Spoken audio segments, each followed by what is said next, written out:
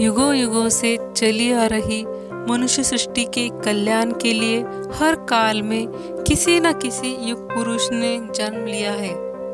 जब धर्म के नाम पर अधर्म बढ़ने लगा, असत्य, अराजकता, असमानता, अस्पृश्यता, अर्थ सिद्धि, अंधश्रद्धा का पाखंड चारों ओर फैलने लगा, मनुष्य भयभीत हो अज्ञान के अंधकार में भटकने लगा, तब इसी अंधकार को दूर करने के लिए एक युग पुरुष जन्म लेने वाला था।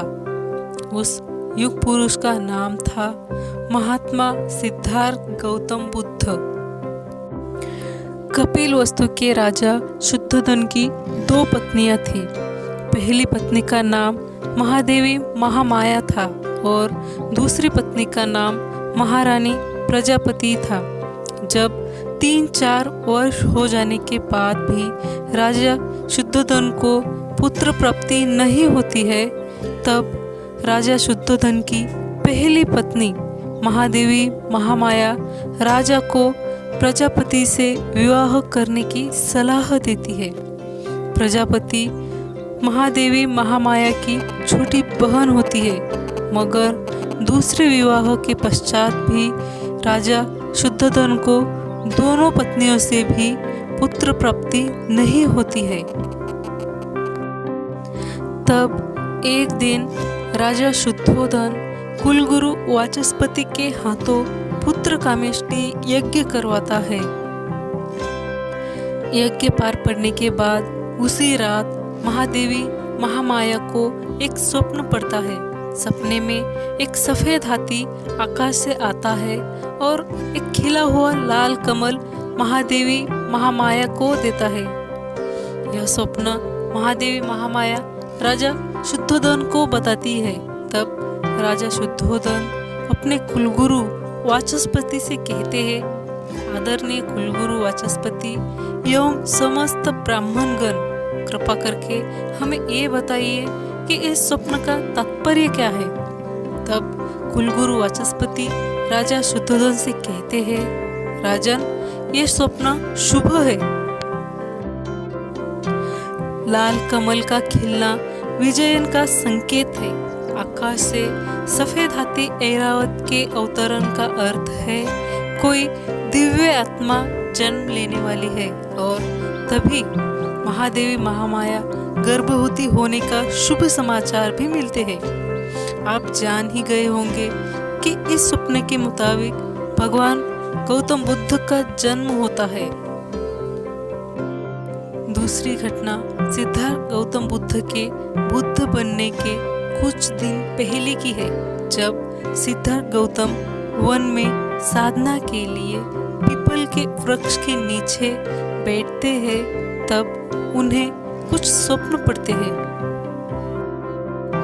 यह स्वप्न सिद्धार्थ गौतम सुजाता को बताते हैं। सिद्धार्थ सुजाता से कहते हैं कि सुजाता, कल रात्रि मैंने बड़े ही असाधारण स्वप्न देखे जो मुझे कुछ संकेत दे रहे थे।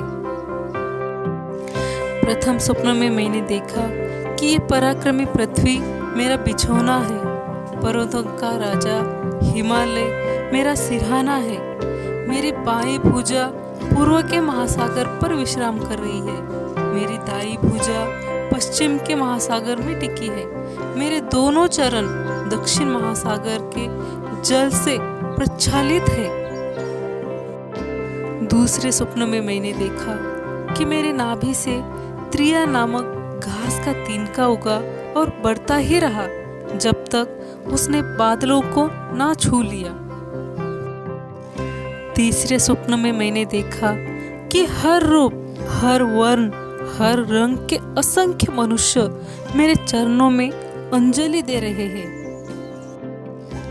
चौथे स्वप्न में मैंने देखा कि चारों दिशा से 4 अलग अलग रंगों के पंछी उड़कर मेरी ओर आए, पर मेरे समीप आते ही उनका रूपांतरण हुआ। वो अपने विभिन्न रंगों को त्याग शुभ्र श्वेत रंग के हो गए। ये इस बात का सूचक है कि हर रूप, हर रंग के लोग मेरी शरण में आए, बिना किसी भेदभाव के। पांचवें स्वप्न में मैंने देखा कि मैं एक गोबर और लीद के पर्वत के नीचे खड़ा हूँ और फिर मैं उस पर्वत के शिखर पर चढ़ा और फिर लौटकर नीचे आया, पर मैं मलिन नहीं हुआ। ये स्वप्न संकेत देता है कि मैं जीवन के दलदल में रहकर भी पुनीत रहूंगा। तब सुजाता सिद्धार्थ गौतम बुद्ध से कहती है कि आपके स्वप्न तो हमें समझ ही नहीं आए। तब सिद्धार्थ गौतम सुजाता से कहते हैं, मैं भी इन स्वप्नों का अर्थ ढूंढ रहा हूँ। और वो आगे कहते हैं, मेरे अंतर्मन से एक स्वर उठ रहा है कि मैं सद्धर्म का मार्ग पाने वाला हूँ। और ऐसा ही होता है। इन स्वप्नों के कुछ ही दिन बाद सिद्धार्थ गौतम से महात्मा सिद्धार्थ गौतम बुद्ध बन जाते हैं। उन्हें दिव्य ज्ञान की प्राप्ति हो जाती है। तीसरी घटना सिद्धार्थ गौतम बुद्ध से जुड़े लोगों की है। जिस दिन सिद्धार्थ गौतम बुद्ध को दिव्य ज्ञान की प्राप्ति होती है, उस दिन महारानी प्रजापति और सिद्धार्थ गौतम की पत्नी यशोधरा को स्वप्न पड़ता है। तब वो दोनों खुशी से आनंदित होकर एक दूसरे को अपने स्वप्न बताते हैं। वे दोनों एक दूसरे के सामने आते हैं और एक ही क्षण पर दोनों एक दूसरे से कहते हैं, आज मैंने बड़ा ही सुखद स्वप्न देखा। और वो दोनों खुशी से हंसते हैं। तब महारानी प्रजापिता यशोधरा से कहती है, पहले तू बोल। तब यशोधरा बताती है, माँ, मैंने कल रात स्वप्न में देखा कि सिद्धार्थ कपिलवस्तु लौट आए हैं। चारों ओर ढोल नगाड़े बज रहे हैं। प्रजाजन के द्वार पर दीपक जल रहे हैं, रंगोली बनी है और वो लोग पूजा की थाल लेकर उनकी प्रतीक्षा कर रहे हैं। चारों ओर से फूलों की वर्षा हो रही है, परंतु सिद्धार्थ नहीं दिखे, केवल उनके सुंदर चरण ही दिखाई दिए। तब महारानी प्रजापिता मुस्कुराती है और यशोधरा से थोड़ी छेड़ते हुए कहती है कि तुझे कैसे पता कि वो चरण सिद्धार्थ के ही थे। तब वो दोनों एक दूसरे को देखते हैं और खुशी से मुस्कुराते हैं। तब यशोधरा फिर से प्रजापति से कहती है, हाँ माँ, वो चरण सिद्धार्थ के ही थे। फिर यशोधरा प्रजापति से कहती है कि अब आप बताइए, आप क्या कह रही थी।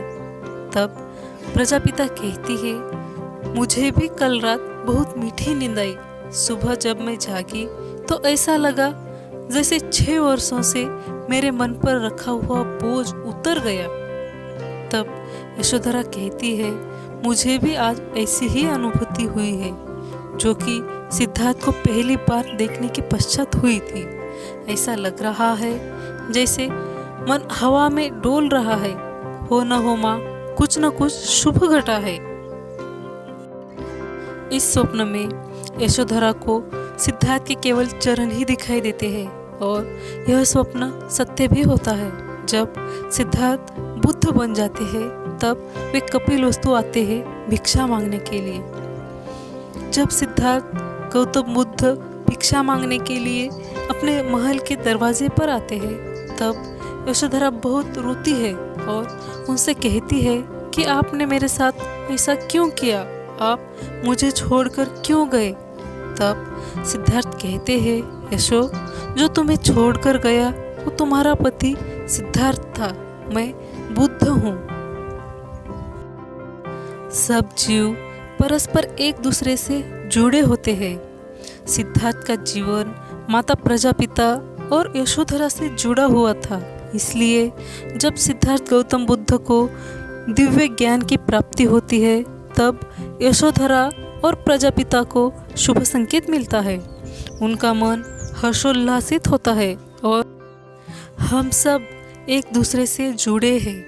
हमें दूसरों का दुख देखकर दुख होता है, क्योंकि एक मनुष्य जीव की भावना दूसरे मनुष्य जीव से जुड़ी होती है। आपको इस कहानी से क्या लगता है, हमें ज़रूर कमेंट करके बताइए। धन्यवाद।